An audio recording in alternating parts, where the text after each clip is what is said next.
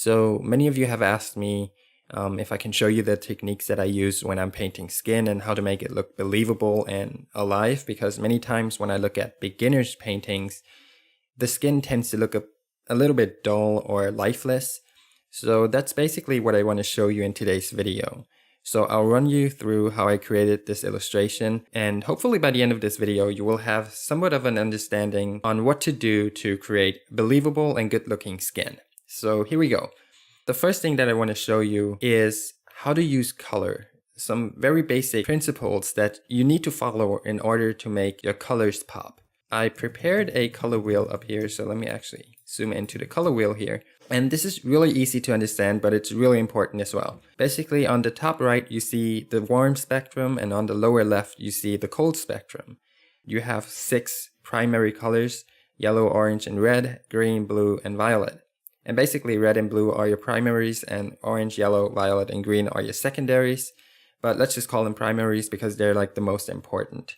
And so yellow, orange, and red are warm colors, green, blue, and violet are cold colors. And they are important because when you're painting and your light source is warm, you want your shadows to be cold, and vice versa. So if your light source is cold, you want your shadows to be warm. And this doesn't apply to every situation, but most of the time this is what you want to follow.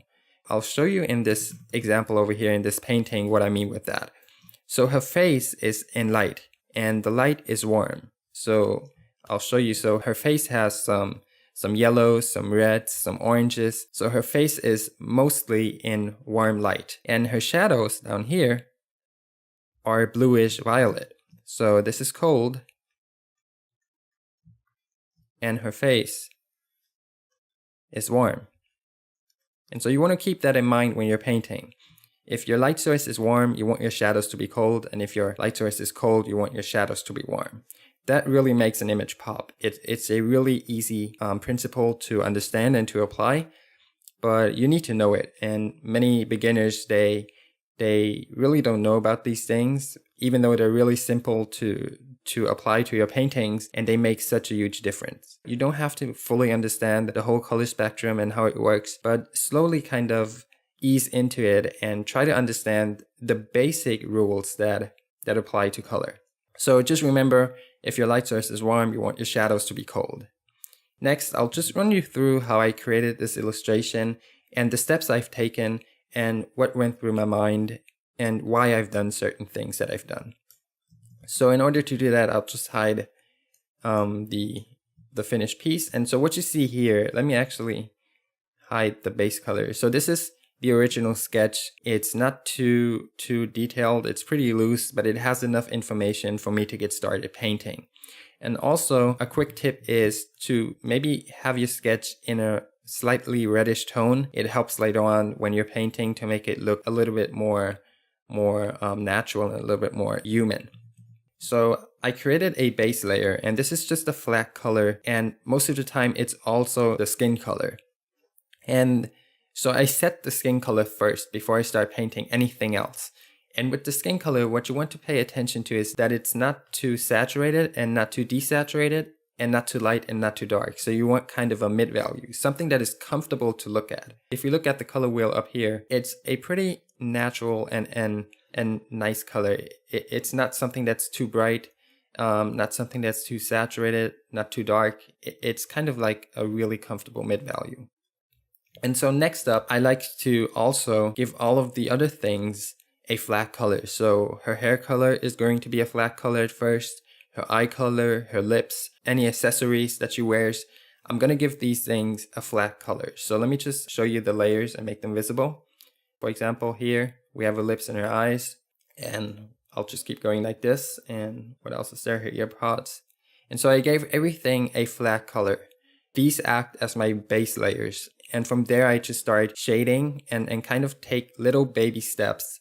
You don't want to go in there and expect it to be like finished in 10 minutes. You want to really take it one step at a time and work towards your goal in small steps. These are the base layers. And then from here, I can start shading slowly. And what I do when I'm shading is, so many beginners, what they do is they take the skin color and then they just use a darker color to paint on top. And obviously that's not going to look pretty good because it kind of looks muddy and it doesn't look very natural and nice, and it kind of flattens out the whole image. It makes it look very dull. So you don't want to have muddy colors. And in order to avoid that, what you do is you need to shift the hue of the color. So right here, that's my skin color, and then I shift hues to another color and then make it slightly darker. And then it looks way more natural when I'm painting. So do not only use lighter and darker versions of your base color to paint. It's going to look very dull. So I'm going to show you my very first shading layer. So this is my very first level of shading, and it's pretty basic, and right now it looks pretty terrible, I would say, but that's a part of the struggle. So in the beginning, most of your paintings will look kind of bad, but you just have to fight through that phase and yeah, have good faith and hope that it's going to work out in the end. So this is the first layer of shading that I apply, and you can see that I didn't go overboard. I was really cautious and I paid a lot of attention and tried to hit the main points of shading. And this is really important. You don't want to go in there too fast and do like final touches. You want to see what works and what not. And also when you're painting females, you don't want to put in too much shading because it starts to make them look a little bit old. So you want to have a nice balance between soft and hard shadows and edges. And I'll get into that later. But for now, just keep it simple and one step at a time. So what I do next is I do the same thing for all of the other layers, and I just keep going like that. So here's a simple layer of lighting, and I had a reference for this painting and I knew that the lighting was coming from the top right. So I was just adding a simple layer of lighting, and then I just kept going. I added some basic shading to her hair. Again, really basic, but you can see that the more layers of shading that I've added, the more it comes to life. So first layer of shading, second layer, it looks already much better than before. And then the third layer of shading to her hair, it makes a huge difference. So as you guys can see, I don't rush it at all. I take it one step at a time, really slowly. And so what I do at about this stage is I like to start deleting parts of my sketch. And so I deleted parts of my sketch, and this is what's left. So I got rid of most of my sketch basically. And then I just kept working on it. Another layer of detail, another layer of shading. You can see now I'm starting to shade in her nose ring and some more lighting to her hair and her eyebrows. And I just keep going like this. Now I'm adding, and this one is crucial, this step is crucial. So right now you see that I basically only have like 4 different colors, 5 different colors, and her skin is looking pretty lifeless. I mean, the shading is pretty nice, but there's no life to it. If you look at a photograph, there's something about it that makes it look believable. And so we need to replicate this when we're painting, and this is crucial, this step. So with my next layer, you can see that I'm adding pinks, reds, and oranges. And the reason for that is the physical skin on a human is just a thin layer, and underneath the skin, there's blood, bones, and flesh. So you need to let that shine through the skin. And so if you look at a person's nose, most of the time it's kind of orangey reddish because there's blood under the skin in the area of the nose and also around the ears and stuff. And sometimes you see a really bright light shining through the ears. For example, have you ever like took a torch and let it shine through your fingers and you see kind of the light shining through and it looks kind of orangey reddish? That's because it's shining through your skin, and your skin is basically translucent. So it lets the color underneath show through. So that's really important. You need to pay attention.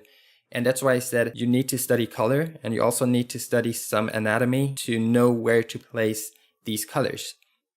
And so I added pink to her nose because underneath the nose, or underneath the skin of the nose, there's blood and it's constantly running through there. And so it shines through. And it's really important to know where to place these colors. So next, I need to add depth to my painting because I don't want it to look flat. And so in order to add depth, I need to add contrast to my painting, and I add contrast by adding darker colors to it and brighter colors. So whenever there's contrast, it adds sharpness and also depth. Here I'm adding darker colors, and you can see that it starts to pop instantly. It makes such a huge difference. And also you can see there's a really bright orange It's because there's the translucent skin and the ambient light is shining through, and so you see that orange color shining through of the skin. And so it's kind of like the example I said before, where you take a flashlight and you shine it through your skin of the finger and you see that orange color. It's because it's shining through the flesh and your skin, and so it creates that orange color. And it's really important to kind of paint in those illusions and those effects, because it'll make your skin look believable. So my light source is right here. It's coming from the top right. This is my light source. And so light is basically, or shadow is basically an area where light doesn't get to. And so this time I'm just adding a few more shadows. And so the light is coming from the top right, as I said. And so you can see light right here on her eyelid. But what I've done with the last layer is I added some shadow here on her eyeball, because her eyelid is on top of her eyeball and is throwing a shadow onto her eye. And so you need to pay attention to small things like that. And the more you pay attention to these things, the more believable your paintings will look. And the more you know about these things, the better impression you will leave to the viewer. And sometimes the viewer doesn't know what makes an image good. They just don't know. But they have a sense for a good image. They just can't tell what's good about it. So it's you, the artist, who needs to create that perfect illusion and kind of fake reality with your painting. So if you noticed, this is my sketch layer up here, and all of the colors are still underneath my sketch layer. So I never painted on top of my original sketch. And I like to do this because it means I don't have to commit to anything that I'm doing yet, because I still have my sketch on top of everything. Now, obviously, this doesn't apply to traditional painting. So if you're painting with oils or acrylics, you obviously can't keep your sketch on top of your paints unless you have a really thin layer of paint. But when you're painting digital, you have the freedom of applying filters, of going back, of having your sketch on top of everything. So use these advantages when you're painting. And now I start painting on top of my sketch for the first time with this painting. And what I do is I start adding detail to her hair. And you'll see this makes a huge difference to the painting overall. It just adds a big layer of realism to the whole painting. So if I just turn it off again and turn it back on. But if we zoom in, it's actually not a whole lot that I've changed. I just added a few single strands of hair. But it's the small details that make a huge difference. And I like to keep these small details until the end of my painting, such as highlights. I don't add them while I'm painting, I add them at last. So, because highlights make your image really pop, and those are like the icing on the cake. It's kind of like the cherry on top. So keep them for last and see how they make your image come to life. With the next layer, I'm actually showing you the highlights that I've added to her eyes, and just see how much life she gets from it. So it just makes it pop.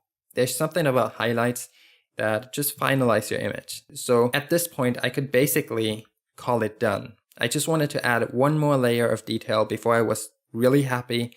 But even if I showed you this painting right now, you would probably like it. But to me personally, I needed an extra layer of detail for me to be happy. And that's what I've done. So the next layer is the last layer of detail and painting that I've added to this illustration for me personally to be happy and to call it quits. And so this was my final step. And to be honest, it's really not a big difference. It's just a few small edits, but I needed these for me personally to be happy. And so what I've done, if we look at this step and the last one, I edited her eye. I just thought it was too low. So I kind of lifted it and to kind of balance it out with the other eye. And I also just cleaned it up around the edges.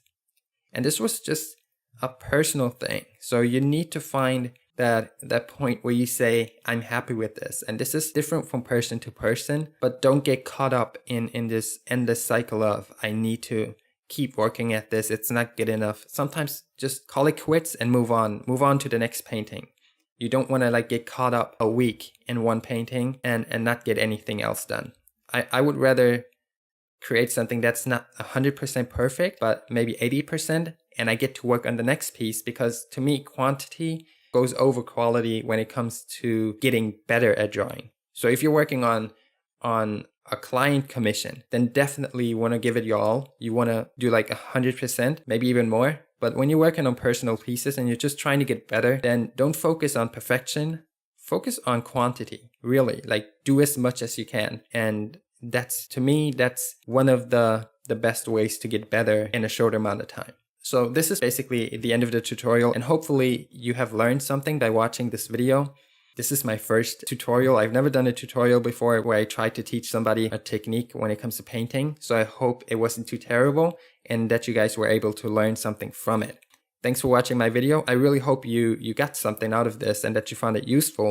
And as always, guys, I hope to see you in my next video, and I love you with all my heart and soul. Peace out.